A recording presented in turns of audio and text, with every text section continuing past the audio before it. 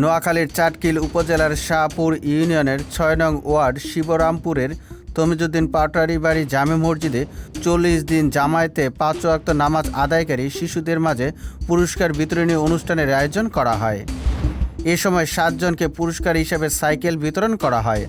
উক্ত পুরস্কার বিতরণী অনুষ্ঠানে আমন্ত্রিত মেহমান হিসেবে উপস্থিত ছিলেন চাটকিল উপজেলা পরিষদের সাবেক ভাইস চেয়ারম্যান হজরত মাওলানা মহিউদ্দিন হাসান, শাহপুর ইউনিয়ন জামায়াতে ইসলামীর আমির মাওলানা দেলোয়ার হোসেন, অত্র মসজিদের ইমাম মাহবুবুর রহমান আল আমিন, সাবেক মেম্বার নূরনবী আসলাম হোসেন।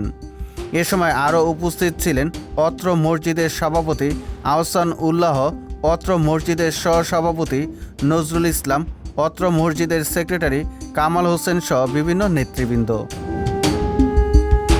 ৪০ দিন ৫ ওয়াক্ত জামায়াতে নামাজ আদায় করা ৭ জন পুরস্কার প্রাপ্তরা হলেন সায়েদ হোসেনের ছেলে মোহাম্মদ আবদুল্লাহ, দুলালের ছেলে মোহাম্মদ নাইম হোসেন, কামাল হোসেনের ছেলে মোহাম্মদ ইস্তিয়াক বিন কামাল, মৃত নূরনবীর ছেলে আরাফাত হোসেন, জহিরুদ্দিন বাবরের ছেলে আল আমিন, ফখরুল ইসলামের ছেলে মোহাম্মদ ইয়াসিন, মহিউদ্দিনের ছেলে লাবিব হোসেন।